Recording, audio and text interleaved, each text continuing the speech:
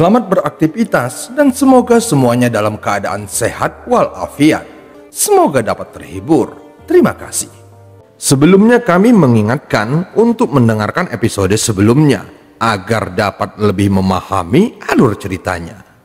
Orang tua itu menatap Wang Lin beberapa saat sebelum dia tiba-tiba bertanya, "Kamu sudah 2 kali menghilang, bagaimana kamu melakukannya?" Wang Lin menatap lelaki tua itu dan tidak mengucapkan sepatah kata pun. Keduanya hanya saling memandang sebentar. Orang tua itu menarik pandangannya dan tidak lagi mempertanyakan hal itu kepada Wang Lin. Lalu dia dengan dingin berkata, "Ayo pergi, masih ada waktu kurang dari setengah tahun lagi sebelum tempat itu dibuka. Jika di sepanjang jalan kamu mencoba melarikan diri, maka kamu tidak akan mendapat kesempatan lagi dan aku akan menyempurnakanmu." Kemudian lelaki tua itu dengan cepat menggambar simbol di udara yang terbang ke tubuh Wang Lin. "Ini adalah penanda kekuatan jiwa. Ini tidak akan merugikanmu karena hanya kugunakan untuk melacakmu. Begitu kita sampai di tempat itu, aku akan melepaskannya." Wang Lin sudah siap untuk situasi ini, dan jika itu adalah dia, maka dia akan melakukan hal yang sama. Selain itu, jika lelaki tua itu ingin menerapkan batasan yang merugikannya, maka dia tidak perlu repot-repot menunggu sampai sekarang. Wang Lin tidak bergerak, dia hanya melihat ke arah aliansi Hao Fan dan berkata, "Junior masih memiliki satu hal lagi yang harus dilakukan. Kuharap senior bisa menunggu beberapa hari lagi." Orang tua itu mengerutkan keningnya sambil menatap Wang Lin dan bertanya, "Ada apa?" Wang Lin tiba-tiba memikirkan sesuatu dan bertanya, "Apakah senior pernah mendengar tentang jalan Dewa Kuil Dewa Perang?" Mendengar itu, orang tua itu langsung mencibir. Metode kultivasi yang dapat meningkatkan peluang seseorang untuk membentuk Nesen Soul.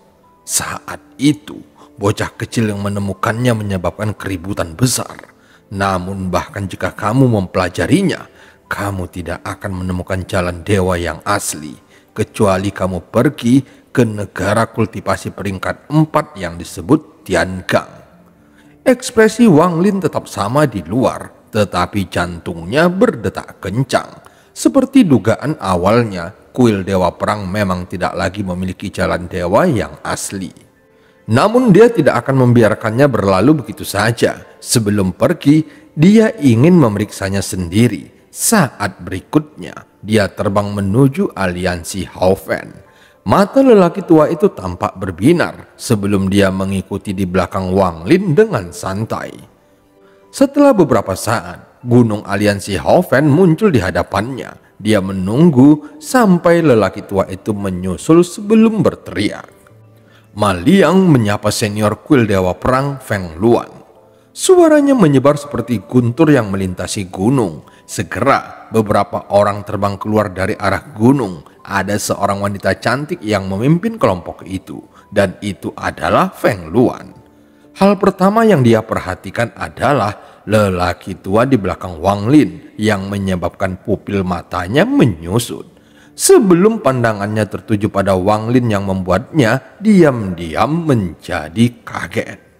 Dalam beberapa tahun yang singkat, dia telah membentuk intinya, namun memikirkan bagaimana dia mengambil alih tubuh Ma Liang, Feng Luan berpikir bahwa Wang Lin sebenarnya sudah berada pada tahap formasi inti.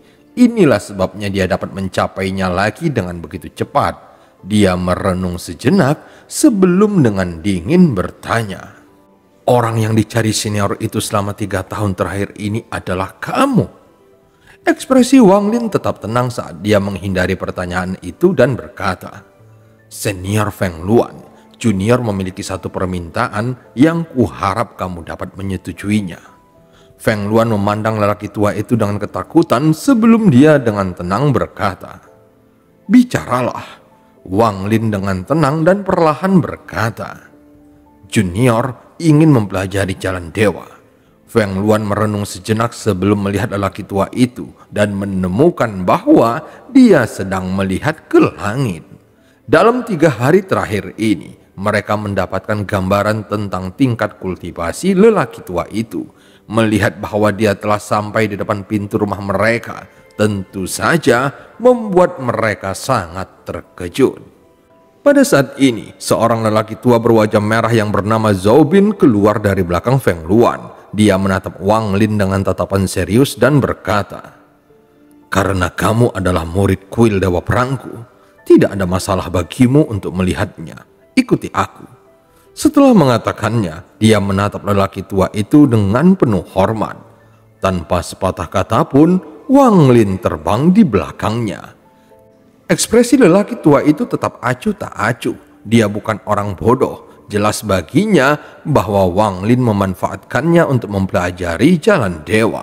Namun dia benar-benar tidak mau marah pada hal sekecil itu, karena dia akan membantu Wang Lin. Maka dia mungkin juga akan membantunya sampai akhir. Dengan cara ini, mereka bisa memperbaiki kesalahpahaman sebelumnya. Memikirkan hal ini, dia langsung berkata, "Teman kecil, aku akan menunggumu di sini. Jika kamu terluka, aku akan memastikan semua makhluk hidup di gunung ini terkubur bersamamu." Tubuh Zhao Bin sedikit menggigil saat mendengarnya, tetapi dia segera pulih. Segera mereka berdua pergi ke gunung belakang dan berhenti di depan sebuah lempengan batu. Zhao Bin memutuskan untuk memecah keheningan saat dia berbalik ke arah Wang Lin dan berkata, "Haruskah aku memanggilmu Wang Lin?" Wang Lin diam-diam mengangguk. Zhao Bin menarik nafas dalam-dalam dan berkata dengan nada berat, "Wang Lin, biarkan segala sesuatu di masa lalu dihapuskan. Aku tidak peduli masalah apa yang kamu hadapi, tetapi jangan menyeret kuil Dewa Perang ke dalamnya. Jika kamu bisa menjanjikan hal itu kepadaku, maka aku akan membuka kuil agar kamu dapat mempelajari jalan dewa." Wang Lin mengangkat kepalanya ke arah lelaki tua itu dan berkata, "Senior, jangan khawatir. Setelah aku selesai mempelajari jalan dewa, aku akan meninggalkan tempat ini. Setelah itu, aku tidak perlu kembali lagi ke sini." Zhao Bin menatap Wang Lin. Setelah sekian lama, dia membalikkan tangannya dan sepotong batu giok muncul di telapak tangannya. Dia membanting batu giok itu ke lempengan batu dan cahaya putih menyebar ke seluruh lempengan batu. Kemudian cahaya jernih menyebar ke seluruh lempengan batu tersebut hingga seluruh permukaannya tampak seperti cermin. Zhao Bin tidak berbalik, namun dia melangkah ke arah cermin. Permukaannya beriak seolah-olah dia sedang berjalan ke dalam udara dan Wang Lin mengikuti di belakang. Perasaan sejuk dan menyegarkan memasuki tubuhnya saat dia berjalan melewati lempengan batu, seolah-olah wajahnya tampak telah diseka dengan handuk dingin dan lembab. Setelah itu, Wang Lin membalikkan dan menemukan bahwa permukaan lempengan di sisi ini sama dengan di luar. Wang Lin memasukkan tangannya ke dalam dan perasaan dingin muncul lagi. Kemudian Zhao Bin dengan tenang berkata, "Ini adalah pintu cermin air yang dibuat dengan metode pemurnian kuil Dewa Perangku. Tanpa batu giok ini, tidak mungkin masuk kecuali kamu telah mencapai tahap formasi jiwa." Setelah Wang Lin mendengar kata metode pemurnian, sesuatu bergejolak di hatinya sebelum dia mengikuti Zhao Bin yang memandangnya. Ruang di dalam kuil batu ini sangat luas. Itu memiliki aula utama di tengah dan ratusan ruangan batu di sisinya. Di luar setiap ruangan batu ada dinding batu. Setelah memeriksanya dengan cermat, Wang Lin percaya bahwa masing-masingnya juga merupakan pintu cermin air. Zhao Bin memperhatikan Wang Lin yang menatap ke pintu dan berkata, "Ada total 365 ruangan batu di sini. Setiap batu itu adalah pintu cermin air. Membuat pintu cermin air adalah simbol bahwa seorang murid bukan lagi pemula dalam pemurnian harta karun." Wang Lin berpikir beberapa saat sebelum menarik pandangannya. Saat ini mereka telah sampai di aula tengah. Di depan mereka ada rak dengan 4 lapis dan ada beberapa token di setiap lapisannya. Selain lapisan atas yang hanya memiliki 1 token, lapisan lainnya memiliki cukup banyak token. Pandangan Wang Lin sekilas tertuju pada token di atas yang bertuliskan pendiri kuil Dewa Perang, Gong Mo. Leluhur Gong adalah pendiri kuil Dewa Perangku dan juga orang yang menemukan jalan dewa. Zhao Bin memandang lalu membungkuk ke arah token itu sebelum berbalik ke arah Wang Lin yang sedang termenung. Lalu dia membungkuk juga. Saat berikutnya, Zhao Bin berbalik dan berjalan ke depan. Dia berhenti di depan tembok hijau yang dipenuhi kata-kata kecil yang tak terhitung jumlahnya. Di atas tembok, Wang Lin dapat dengan jelas melihat dua kata, Jalan Dewa. Namun setelah melihat ke bawah, hatinya menjadi tenggelam saat melihat tulisan, murid Cencong mengukir ini dari ingatan. Murid masa depan perlu berkultivasi dengan hati-hati. Apakah kamu kecewa? Zhao Bin memandang Wang Lin dan menghela nafas. Tahun kedua setelah leluhurku menemukan jalan dewa, ada seorang pengkhianat sehingga berita tentang jalan dewa tiba-tiba menyebar luas. Setelah itu, negara kultivasi peringkat 4 Tiangang datang ke kuil Dewa Perang. Setelah berbicara dengan leluhur Gong, mereka mengambil metodenya. Kemudian leluhur Gong meninggalkan kuil Dewa Perang dan tidak pernah kembali lagi. Jalan dewa ini adalah metode kultivasi paling aneh yang pernah kulihat dalam hidupku. Siapapun yang melihatnya dapat memahaminya, tetapi mereka tidak dapat mengingatnya. Seolah-olah ada kekuatan misterius yang menghalangi mereka. Bakat leluhur Cencong sangat biasa, dan dia adalah murid leluhur Gong yang paling lemah. Namun dia mampu menggunakan ingatannya untuk melakukan sesuatu yang tidak pernah terpikirkan oleh siapapun. Setelah selesai mengukir jalan dewa, dia akhirnya wafat. Tepat sebelum kematiannya, dia berkata bahwa metode kultivasi ini sangat ampuh. Masa hidupnya sendiri tidak cukup dan dia hanya bisa mengukir 10% darinya. Jadi calon murid harus berkultivasi dengan hati-hati. Sebenarnya, leluhur Cencong juga agak khawatir bagaimana mungkin jalan dewa ini bisa dengan mudah dipahami. Sejak itu, hanya sekitar 30 orang yang berhasil memahaminya dan hanya setengah dari mereka yang berhasil memasuki tahap Nesensol.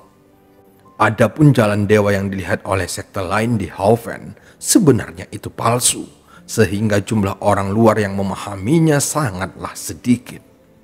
Ketika Wang Lin mendengar kata-kata Zhao Bin, dia melihat ke dinding batu yang berwarna hijau. Dia bisa membayangkan seorang pemuda lemah menggunakan hidupnya untuk mengukirnya. Kamu bisa melihatnya sendiri. Aku akan menunggumu di luar. Jangan masuk tanpa izin ke ruang pintu cermin air manapun.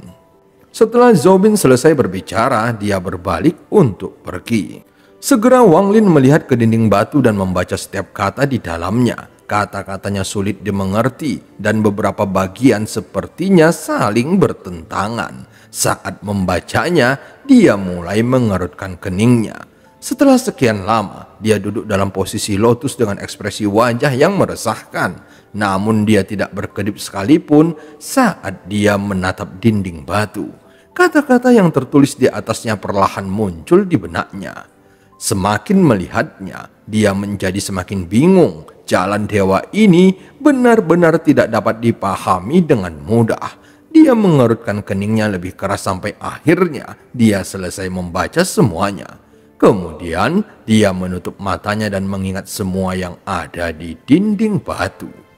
Waktu perlahan berlalu. Wang Lin masih tidak mengerti apapun. Dia perlahan membuka matanya dan menghela nafas sebelum melihat kembali ke dinding batu. Namun pada saat ini, pupil matanya mengecil saat dia bergumam. Ada yang tidak beres. Ketika dia melihat ke arah dinding lagi, semua kata yang dia hafal tiba-tiba menghilang dari ingatannya. Seolah-olah kata-kata itu belum pernah ada di sana. Wang Lin melihat kata-kata familiar yang dia hafal sebelumnya, tetapi sekarang seolah-olah ada sesuatu yang hilang dalam ingatannya. Wang Lin menarik nafas dalam-dalam dan kembali fokus. Dia berpikir bahwa jalan dewa ini terlalu aneh. Pantas saja tidak ada yang bisa membuat salinannya. Saat itu dia meminta Zhou Zihong untuk membuatkan salinannya, tetapi Zhou Zihong mengatakan bahwa setiap kali dia mencobanya, dia akan lupa. Saat itu Wang Lin tidak menganggapnya terlalu serius, tetapi sekarang setelah dia mengalaminya sendiri, dia langsung menjadi sangat serius. Wang Lin kembali melihat kata-kata, murid Cencong mengukir ini dari ingatan. Murid masa depan perlu berkultivasi dengan hati-hati. Dia bahkan lebih terkejut dari sebelumnya, meskipun dia telah mendengarnya dari orang lain. Ini adalah pertama kalinya dia merasakan sendiri betapa sulitnya mencatat jalan dewa. Saat ini dia terus mengingat nama Cencong di dalam hatinya. Wang Lin menarik nafas dalam-dalam saat matanya melewati kata-kata itu dan kembali ke jalan dewa. Setelah 1 jam, Wang Lin mengingat semuanya lagi, tetapi apa yang terjadi sebelumnya terulang lagi setelah beberapa saat. Setelah mengulanginya beberapa kali, wajah Wang Lin menjadi gelap. Kali ini dia menatap dinding dan tidak berusaha menghafalnya, melainkan terus membacanya berulang kali. Pertama kali Wang Lin membaca jalan dewa, dia membutuhkan waktu 3 jam, tetapi sekarang hanya membutuhkan waktu 1 jam. Matanya menjadi semakin cepat. Sekarang dia hanya butuh setengah jam untuk membaca semuanya. Waktu perlahan berlalu dan kecepatan membaca Wang Lin menjadi semakin cepat. Dari membacanya 1 kali dalam setengah jam hingga 3 kali dalam setengah jam. Tampak matanya bergerak semakin cepat. Pada titik tertentu, dia mulai merasakan sakit yang berdenyut di matanya. Setelah waktu yang tidak diketahui, Wang Lin tanpa sadar menutup matanya, tetapi dinding batu itu sepertinya masih melewati pandangannya. Kata-kata itu mulai bergerak lebih cepat, dan bahkan setelah Wang Lin menutup matanya, kata-kata itu masih melintas di kepalanya. Segera 2 aliran darah mengalir dari matanya, tetapi Wang Lin segera membuka matanya dan itu dipenuhi dengan ekspresi keterkejutan. Wang Lin dengan jelas melihat kata-kata di dinding perlahan menghilang dan sosok mengenakan pakaian putih tiba-tiba muncul. Wajahnya kabur. Jadi Wang Lin hanya bisa melihat tangannya membentuk beberapa segel. Kemudian sosok itu berubah menjadi 2 lalu 3 orang. Tidak tampak perbedaan antara tubuh asli dengan avatarnya. Namun setiap gerakan yang mereka lakukan hanya merupakan tiruan dari gerakan tubuh aslinya. Saat berikutnya, avatar dari sosok berjubah putih itu tampak sangat cerdas dan gesit. Sekarang Wang Lin merasa dia tidak tahu mana tubuh aslinya. Sebenarnya apa yang Wang Lin tidak ketahui adalah bahwa avatar ini diciptakan dari harta sihir yang kuat dan bukan dari teknik pembentukan avatar yang kuat. Setelah beberapa waktu, terbentuklah asap putih yang perlahan meredup hingga menghilang.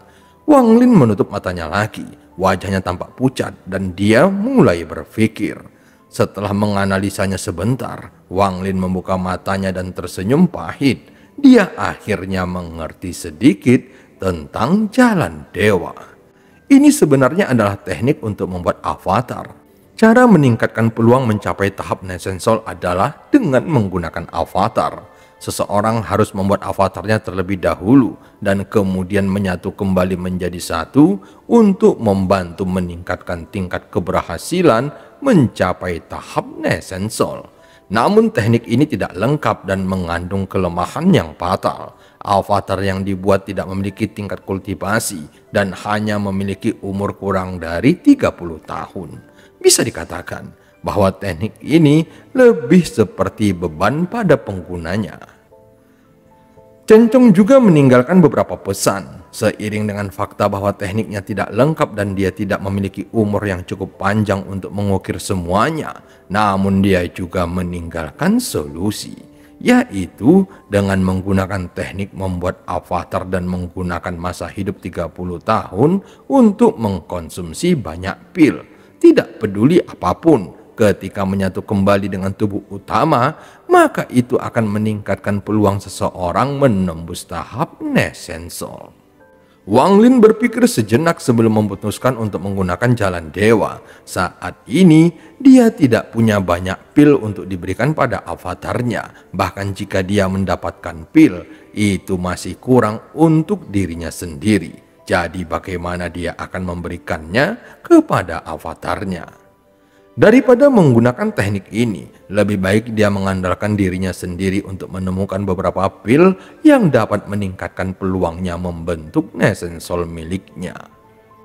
Dari 4 sekte besar, hanya sekte mayat yang kembali ke Hoven setelah negara kultivasi peringkat 4 datang dan membasmi binatang api. Langkah ini sebenarnya membingungkan banyak orang. Meskipun binatang roh api telah dibasmi, namun energi spiritual di sana terlalu sulit untuk dikembangkan. Akibatnya, seluruh negara menjadi zona mati bagi para kultivator. Apalagi, sekte mayat tidak memberikan penjelasan apapun dan menghilang begitu saja.